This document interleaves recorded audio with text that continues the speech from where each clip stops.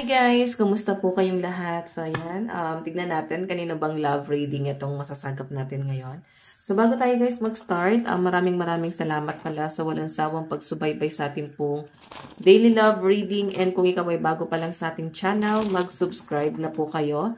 Then i-click mo na rin yung ating notification bell para lagi kang updated sa ating mga bagong upload. Okay, so tignan natin kanino ba itong love reading. So ayan, nakapag-manifest na ba kayong lahat? Full moon ngayon. Okay. So ako, i-upload ko na lang yung video.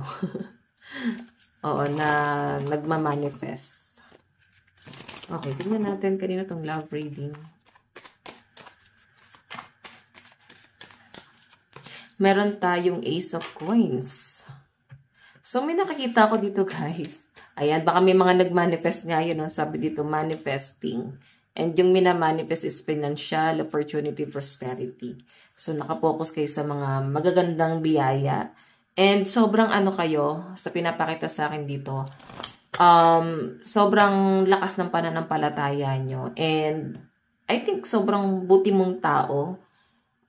Ikaw yung tipo ng tao na madalas naaabuso ka dahil sa ganyang personality. So, kung ako yung tatanungin nyo guys, mataas kasi yung chance na pag ganyan kayo, ano na lang yung matitira sa inyo. Okay?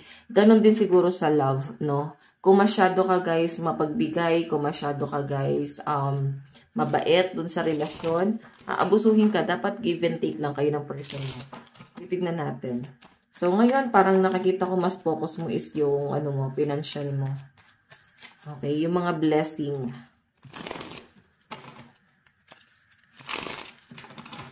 Tignan pa natin.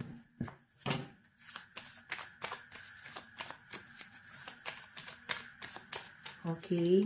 Meron tayong Page of Coins, young but grounded, solid beginning, strong foundation. Wow! So, nakita nyo guys, matatag naman pala yung relasyon nyo ng person mo. Sobrang tibay ng foundation na binubuo nyo together. Pinapakita sa akin siguro, parang puppy love lang kayo dati, pwedeng high school lovers. So, until now, kayo pa rin, no? Parang ang tagal na nitong pagsasama na to. So, kung hindi naman kayo sa high school, pwedeng matagal na yung pagsasama nyo as in taon na. And, makikita mo na matibay siya or mas lalong pinatitibay itong pagsasamang to. Okay? Titignan pa natin. So, parang hindi kayo guys masyadong nag-aalala. Same kayo, no? Hindi kayo masyadong nag-aalala. Kasi talagang support kayo sa isa't isa netong person na to. Okay? Meron tayong 6 of Cups, nostalgia. Napaka, ano nyo guys, so, napaka, tawag dito, madiskarte, no? Ang dami mong side hustle. Okay? So, I think, nung kabataan mo, napakadami nyo na guys, ginagawang diskarte sa buhay, nagbebenta ng kung ano-ano, naglalako ng kung ano-ano, and maagang nagbanat ng buto, no? Yun yung pinapakita sa akin. Okay? So, kung bakit ka nagpo-focus ngayon sa career mo, kasi yun na yung naano mo eh. Yun na yung tumatak sa inyo na gusto mong gawin, and parang na-absorb mo na siya eh. Hindi na kaya ng katawan mo na wala ka talagang ginagawa. So, kaya nga guys, mahal na mahal ka ng person mo kasi sobrang madiskarte mo, sobrang maalaga, maasikaso, no? Tingnan natin. Kanina itong love reading. Meron tayong strength, courage, overcoming, and control. So guys, yung pinapakita sa akin dito, may mga bagay na parang nahihirapan kayong makontrol. Eto na ha. Okay yung relasyon niya ng person mo, pero naapektuhan ka sa problema ng ibang tao. Okay? So, siguro isa to sa nagiging issue niya ng person mo na parang ang gusto niya mag-focus lang kayo sa pamilya nyo, sa relasyon nyo. So, I think masyado kang naapektuhan sa problema ng mga kaibigan mo, ng mga kamag-anak mo, kapamilya. So, isa yun sa pinag-worry ng person mo na parang hindi na yan importante. Huwag mo na masyadong iniisip yan. I think marami rin guys na iinggit sa inyo. Kasi yung ganitong katangian na sobrang mabait, mapagbigay, 'di ba? Parang yung pinapakita sa akin dyan guys. Parang normal na sa inyo, no? Ayan, normal na sa inyo at hindi naman pusang hiniling, no? Hindi naman hiniling, pusa yung binigay. Ayan. Tignan pa natin. And guys, parang ang dami yung kaibigan na ikaw hindi ka friendly pero maraming taong lumalapit sa inyo and mararamdaman nyo na parang ang daming tao na sobrang nagmamalasakit. Yes, marami ding nagagalit pero kung mapapansin nyo guys, sobrang balanse lang. Maraming naiinggit pero marami rin guys natutuwa. Maraming nagagalit pero mas marami kang kaibigan. Isipin mo yon. So, yung inggit na yan guys, hindi na natin yan maiaalis, no? Pero ano yung kailangan mong gawin? Huwag mo nang pansinin, huwag nyo nang inisin. So, nakakatakot kasi sa panahon ngayon magkaroon ng kaaway, di ba? Tingnan natin, masarap mamuhay ng payapa. Okay, so, yung person nyo na lang guys, yung isipin nyo kasi kung ano na pa yung iniisip mo. Okay, love reading. Meron tayong Knight of Wands. Alam nyo guys, ito passion ito si Knight of Wands, no? Mahal na mahal ka nitong taong to, you know. Fearless, risk taker, free spirit. So, malaki yung takot niya rin sa inyo. Takot nga siyang gumawa ng pagkakamali na mga bagay na baka hindi mo magustuhan. Maisip nga lang niya guys. Or sabihin na natin guys na isipin pa nga lang, ayaw niya na talagang isipin eh. Parang ganun katindi yung pagiging strict nitong taong to sa buhay niya and ayaw niyang masaktan ka or magkaroon kayo ng conflict nitong taong to. Okay? So, yung iba sa inyo guys na pwedeng hindi pa nangyayari, pwedeng hindi pa kayo nakaka-relate. Possible kasi guys na ito, new person or mangyayari pa lang sa inyo in the near future. Okay? So, ayan. O yung iba sa inyo guys, pwedeng nangyayari na ngayon sa kasalukuyan. Pwedeng, ayan, may partner na kayo ngayon na sobrang sumusuporta sa inyo. Okay? Tingnan natin. Sobrang nakikinig lang sa inyo. The Devil. So, ano guys, yung nagiging problema nyo ng person mo? Ayan, no? Temptation, manipulation. Yung ibang tao na kumokontrol dito sa relasyon na to. Masyadong nakikialam. Yung mga temptation, yung mga desire na hindi guys nakakabuti. No? Maraming ibig sabihin ng temptation. Hindi lang naman ito guys. Parang dahil natutukso sa iba, pwedeng bisyo, like masyadong magastos, maraming gusto mangyari. So, may kinakahiligan, may mga koleksyon. Ayan, kahit mahal yung koleksyon na yan, gastos, no? Ganon yung nakikita ko. Tignan pa natin. Meron tayong the High Priestess. So, guys, yung pinapakita sa akin dito, si High Priestess kasi is someone na ang lakas ng pakiramdam. Alam nyo, I think medyo may pagka-people pleaser ka, no? Iwas mo na yan. Tanggapin mo na lang, guys, na people come and go, no? Mahalin mo yung mga taong nag-i-stay pa. And, huwag nyo nang tignan yung mga taong umalis. Isipin nyo na lang, baka meron silang pinagdadaanan. Pwedeng may problema kung ba't sila umalis sa buhay nyo, no? Malakas kasi yung energy na may pagka-people pleaser yung mga tao dito. Sobrang nag-worry talaga kayo sa mga taong nakakasalamuhan. Oo. Tignan natin. Meron tayong Page of Wands, good news, bright idea, rush in head first. Okay. Rush in head first. So, alam nyo guys, ito may good news na paparating sa inyo ng person mo. I think parehas nyo itong pinag-isipan and mataas yung chance na maging successful. Pwedeng business to or partnership nyo ni person. So, yung pinapakita sa akin dito guys, mataas yung chance na maging successful. Ikaw madiskarte. May sarili kang diskarte. And baka naman yung person mo magaling sa marketing, di ba? Okay, tingnan natin. Additional message. Dito sa love life nyo. Okay, meron tayong religious factor. Parang foreigner yung kadil mo or pwedeng magkaiba kayo ng relihiyon. Okay, pwedeng same lang kayo ng nationality pero magkaiba ng relihiyon, no? Meron tayong getting to know each other. So, new person nga to or pwedeng bago pa lang, pwedeng kakasagot pa lang, pwedeng months pa lang kayo, 2 months, o basta months, no? Okay, may makikilala kayo ba sa inyo in the near future? Meron ka makikilala. Ito na. Okay? Once na makilala mo tong taong to, sobrang tatag mo na, hindi ka nakapokus lang dun sa love life. Sobrang mas matured, mas focus ka talaga doon sa career mo. Okay? Meron tayong let go of control issue. So, kakasabi ko lang guys, ang dami yung issue masyado kang ma-issue, yun yung kailangan mong i-let go. Hindi na yan nakakabuti, okay? Tingnan pa natin yung message ng person mo na nasa isip mo ngayon. Pwede kasing kadil mo na siya ngayon, okay? Okay, tingnan natin yung card.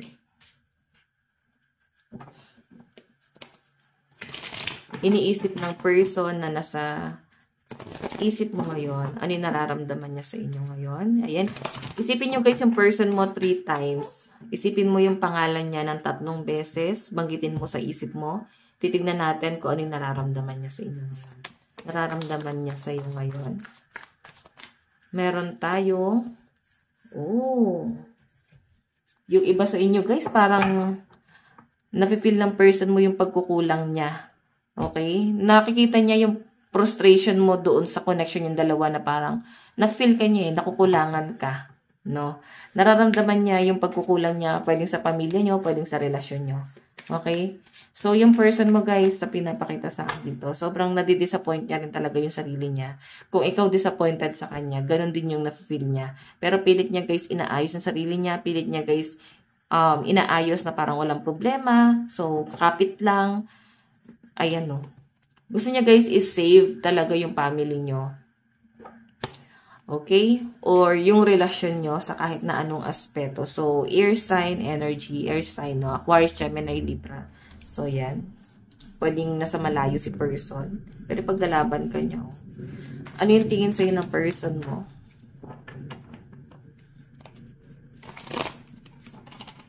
Tingin ni person sa'yo. Tingin ni person sa'yo. Meron tayong 2 of Swords. Okay, so yung tingin sa'yo ng person mo ngayon, ikaw yung tipo ng tao na sobrang guarded, sobrang strict.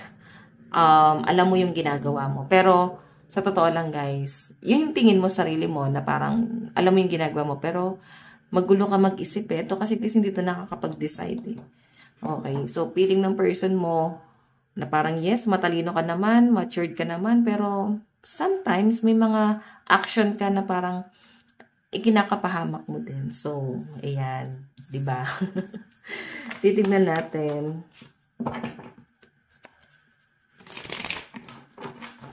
Ano pa yung tingin ni person sa iyo ngayon? Tingin ng person na nasa isip mo ngayon. Tingin ng person mo na nasa isip mo ngayon. Meron tayong Queen of Pentacles.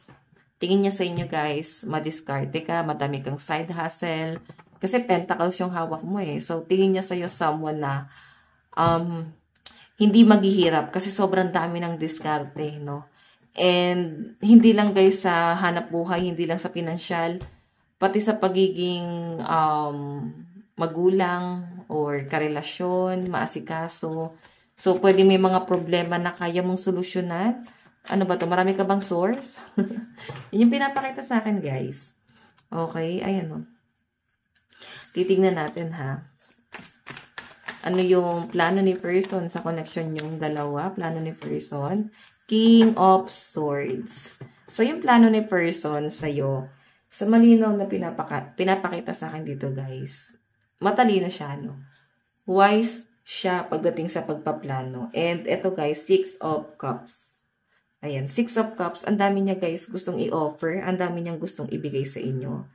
And yung malinaw na pinapakita dyan, gusto niyang bumawi, no? Kung na-feel mo man na kulang siya noon, ngayon nakikita ko na gusto niyang bumawi talaga.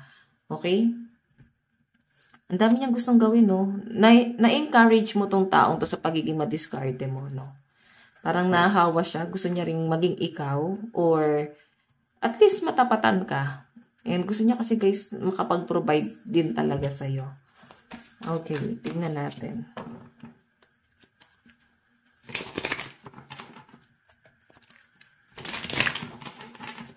Okay, ano yung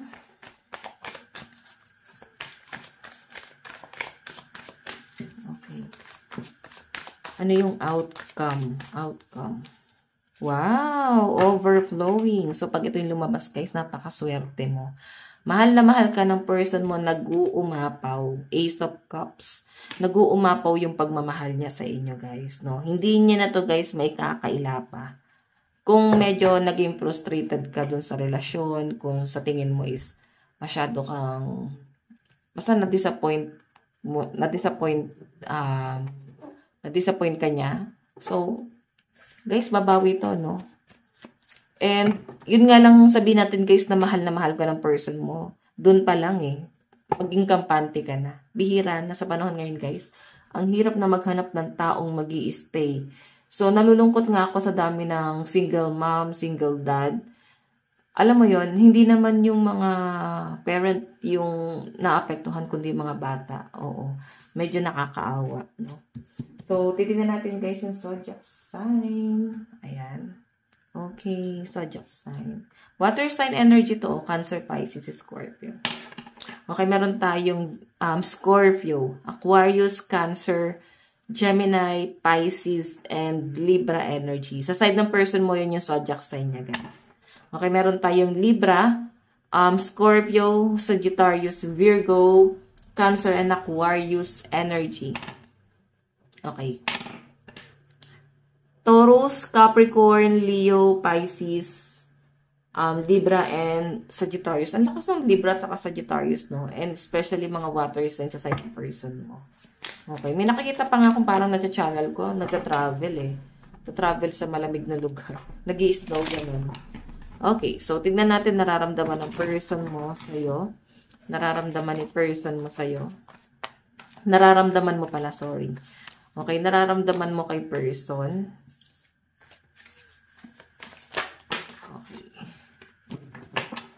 Ano yung nararamdaman mo sa person mo? Meron tayong Two of Swords. Okay, Two of Swords. Ang nakikita ko dito, guys, na nararamdaman sa'yo ng person mo. Nararamdaman mo sa person mo, sorry. Ganun. Naisip mo pa rin ba yung person mo na nararamdaman niya sa inyo? I think namitin ka sa side ni person. Okay, Two of Swords. Bakit parang masyado kang, tinatry mong maging matalino and wise doon sa sitwasyon. Tinatry mo na maging matured. Parang gusto mo ipakita sa kanya na malakas ka. No? Hindi mo kailangan dumepende. Yun yung pinapakita sa akin dyan. Okay, pero guys, taliwas ka sa nakikita niya sa inyo Nakikita niya na kahit papano, parang bata ka pa rin, immature ka pa rin, iyakin ka pa rin. Ganun ka nakikita ng person mo. And nagpapakatatag ka dito and sobrang positive ng energy mo. Siguro may mga times na ayaw mo nang sabihin sa person mo yung mga pinagdadaanan mo, problema, kasi ayaw mo na makadagdag, no? Ganon. Iniisip mo pa rin yung mararamdaman niya. Okay? Ayan. Nararamdaman mo sa person mo, ayaw masyadong parang ayaw mo masyadong maka-feel siya na parang pabigat ka. Parang ganon. Ayaw mo iparamdam sa kanya yan. Tingnan natin ano naman yung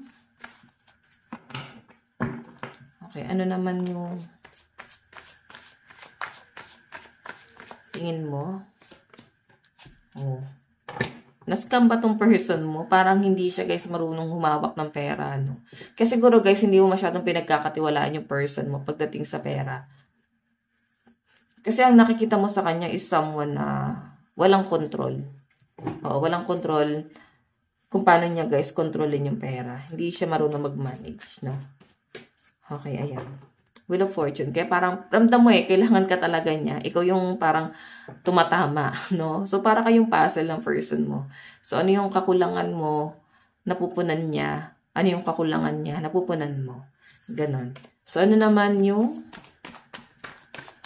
plano mo dito sa connection na to? Meron tayong, ayan, ako. Medyo selosa ka, no? Iniisip mo pa lang, parang mapapatay mo talaga yung third party. Or pwedeng may nag-flirt sa person mo, or pwedeng, may nakakausap ba siya na pinagseselosan mo? Ganun yung scenario dito, guys. Plano mo, guys, sobrang nagiging protective ka sa person mo. Pero alam naman natin, guys, na mukhang mahal ka naman. Oo. Okay, tignan natin yung outcome.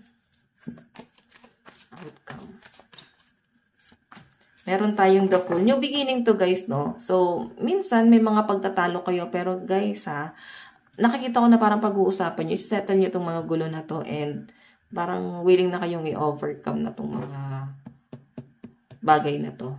Oo, ayan, the Fool. New beginning din guys yung the Fool, pero yung new beginning na yan, ibig sabihin din ito is parang padalos-dalos sa mga desisyon, hindi pinag-iisipan, minsan napapahamak, no? Napapahamak mo talaga yung sarili mo. Ganon, para lang makuha mo yung success, hindi, medyo nagiging insensitive ka sa mga dinadaanan mo. Yun yung pinapakita sa akin. Okay? So, isa yun sa mga possible na magiging problema niyo ng person mo. Parang pag-aawayan niyo ni person. So, love advice.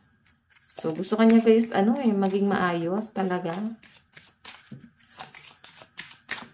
Meron tayong let go of control issue. Ayan, lagi talaga guys umuulit. I think medyo ma-issue ka. Kailangan mo nang i-let go yan. Okay, pag-usapan nyo kung kinakailangan. Meron tayong reconciliation. Pwedeng nakipag-reconcile na since naka-reverse to. Okay. So, reconciliation. Pwedeng magpaparamdam na talaga siya sa inyo and ayan, may nakalabas na separation ako. Pwedeng past person na gusto maging new person. Pwede na naman guys na yung separation na to is kailan lang, no? Pwede nagkatampuhan lang, tapos nagkaayos din naman, no? Hindi naman siya guys ganun katagal. Pwede yung separation is tampuhan lang talaga. Tignan natin. Meron tayong attraction. So, ang dami pala nagkakagusto sa inyo eh. So, parang sinasabi mo dito na hindi siya kawalan. Oh, nakalimutan ko guys yung zodiac sign sa side mo. Yan, baka may nagagalit. Ito na, titignan natin. Zodiac sign sa side mo. Oops. Leo, Virgo, Aries, Taurus, Cancer, and Gemini energy. Pisces, Capricorn, Taurus, Gemini, Aries, and Leo. Pisces, Taurus, Gemini, Aries. Lakas ang Aries na. Leo. Fire sign. Malakas dito. And, yes, Leo and Capricorn. Fire sign and earth sign. Ang lakas ng energy. Okay. So, tingnan natin yung message ni person sa inyo. Okay. Isipin mo ulit yung name ng person mo at yung itsura niya ng 3 beses. Banggitin mo yung pangalan niya sa isip mo. Ayan. Titignan natin. Susubukan natin masagap, ma-channel yung energy mo. Ano yung gusto sabihin sa'yo ng person mo ngayon? Meron tayong, I couldn't let you get close to me. So, kasi baka umiiwas ka eh. Hindi niya alam kung paano kanya palalapitin sa buhay niya ngayon eh. Kasi baka blinak mo, no? Grabe pagtatampo yan, guys. Immature yung mga ganyang trabaho, guys, no? Meron tayong, I wish... Okay, I hid who I really am from you. So, pwede kasing isa sa mga kinagagalit mo, guys. Pwedeng marami siyang tinago. Or hindi siya, guys, ganun nagpapakatotoo. Okay, meron tayong I will wait for a sign from you. So, ayan, hindi siya makapag-reach out kung inaantay mo siyang mag-message or gumawa ng paraan. Sinasabi niya dyan, guys, ikaw na lang yung aantayin niya na mag-message kasi pagod na siya. Manuyo, no? So, yun guys. Ito lang pong inyong daily love reading. Again, maraming salamat. God bless and love you all. Bye-bye!